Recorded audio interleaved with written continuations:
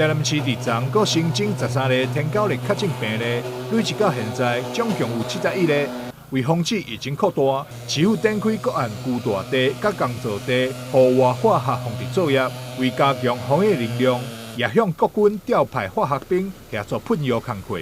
市长委特顺在现场时说明，虽然这个区域过去已经喷过药，但最近连日落雨，一切拢要定头来过。正感谢各军出动帮忙化学清消，体现了军爱民、民敬军的精神。我们这个社区已经化学清消过了，但是为什么还要再做？因为又下雨，下雨一切都要从头来，所以真的是谢谢我们国军弟兄。那平常我们绕军的时候都说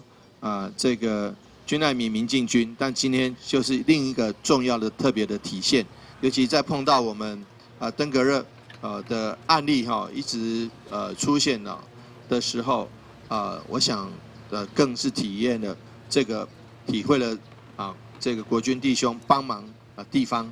帮忙民众，帮忙我们好朋友这个台南市的重要的另外一个注记。军方表示，今日出动40名兵力，明仔接受50名的出动，未来也会看市府资源需求进行调派，会全力协助地方完成天狗日防治任务。